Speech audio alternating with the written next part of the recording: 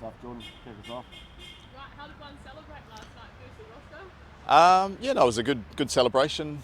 We had all the families and things in the change room. It was quite a it was an emotional evening, I guess, for myself and for everybody else. But on reflection, it was just great to have family and friends, my family and friends, and obviously the teammates, family and friends there to celebrate the win, but obviously my career as well. What a dream way to end it as well. Have you had time to reflect on how crazy that was? Yeah, I mean, I sort of don't believe in fairy tales, but that was thanks for the bad light with the Canterbury crowd that sort of made me have to bowl, I guess. I don't know if Tom actually wanted to bowl me. I just sort of took my hat off, and I think Tim Southey was actually going to bowl spin at the other end, so that would have been an interesting moment if I didn't get the wicket. But yeah, to say has it sunk in yet that I got the wicket? No. Obviously, it's not your home ground, but to do it at somewhere like Hagley with your family watching, and I mean, you spent a lot of time out with your kids in the middle after the game too. And how special was that? Yeah, it was cool. I guess I've said in a couple of press conferences, it's cool that my kids are old enough to experience it. I think each team has a bit of a change. In our team at the moment, there's a lot of babies that are going to be born over the next couple of months. So hopefully the guys can hang around and have their kids enjoy it and remember the moment like I have over the last few years. Is it hard to kind of sink in that the curtain is really coming down when you've still got more games to go? I mean, your test career is done, but you've still got more ODIs to follow? Yeah, I said that to my mum and dad in Victoria. It's like it's a bit strange that I won't ever play a test match again. So I'm sure at the end of the summer it will probably dawn on me a little bit more. I was talking to the Bangladesh spin bowling coach Rangana Herath, and he said it took him a couple of years to sort of, not necessarily just reflect on his career and miss it. So I'm sure once I do finish, it will probably hit me a little bit more then. Just lastly, I'm sure New Zealand cricket has plans to do something when you finally do depart. But do you have any plans from your last test? You can do anything with your shirt? Have you got that last ball? Is there anything you're going to do? Yeah, I've got the ball up in the room. I think Jonty was catching it. He was throwing it around or in his hands before. So, nothing. I think a lot of that type of stuff is quite cool to have, but you get asked for a lot of auction items. So I think you don't have. Obviously, I won't have any more shirts. So we're just going to have to auction things like that when people need them for different charities and whatnot. Ross, just looking at, obviously we've wrapped things up in 3 days with the tears. How just full on were those 3 days for you, and did you actually get to enjoy the moments and after now the fact it's all done? Well, first and foremost, I just wanted to win the game. I think we were 1-0 down, and it was a great. To be fair, I just wanted to win the game. It was my main focus. I knew there was going to be different things that were going to happen during the match. That would be, that would make it a little bit hard and get a little bit teary. But I think being 1-0 down probably did help out a little bit. And yeah, that was the focus to win the game, and it was nice to. I actually felt really good batting wise in both innings. I just found ways of getting out. But in terms of where I was at, nice to get a catch, and obviously that little fluke at the end there as well. Yeah, absolutely. And it was a pretty special test with obviously Tom breaking up 250 odd runs and Trent getting his 300.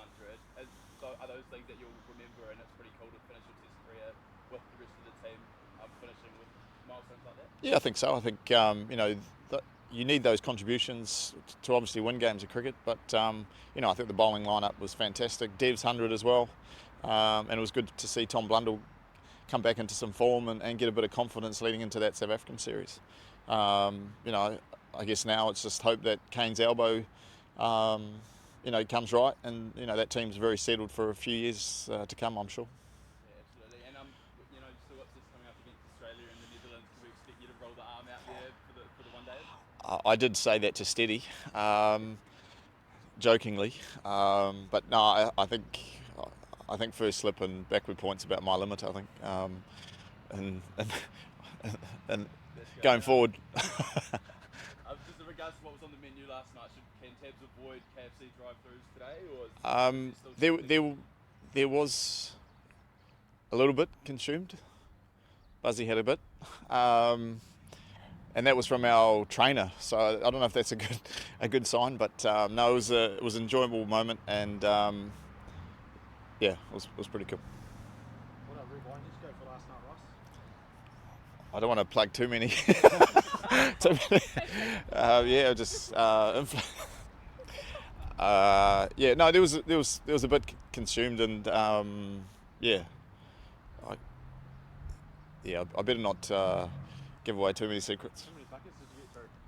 To be fair, I had one piece. That's all right. Hey, That's okay, two. I had two.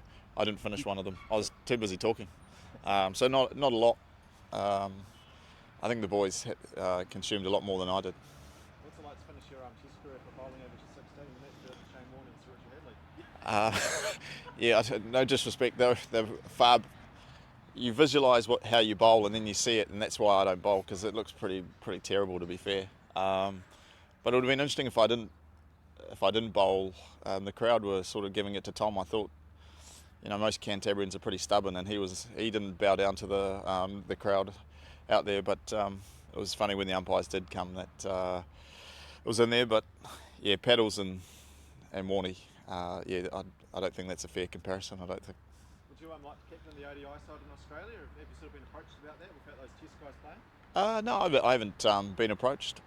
We'll just do what's best for the team. I think, yeah, we'll just have to wait and see. Can I just ask, do you have any thoughts around sort of getting more Pacific Islanders into cricket? I mean, is that something like when you officially go out from the game that you'd like to sort of encourage and endorse? Yeah, I think I'm trying to do it in different ways when I am playing, and I suppose when you are playing, it's a little bit easier to put that in there. But no, I think it's definitely an untapped market, and hopefully, with conjunction with New Zealand Cricket and the Players Association, can help out. I've done a little bit in Samoa and Papua New Guinea, but I'm sure, hopefully, when you've got a little bit more time on my hands, that I can do a lot more.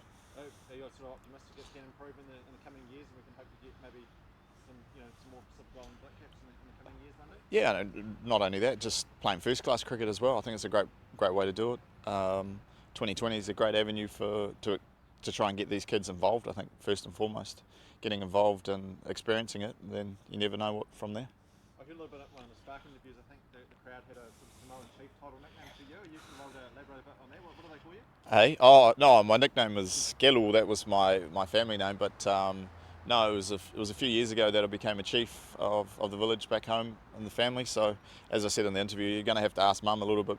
I know a little bit about it, but I can't elaborate too much because I probably won't do it justice. Good.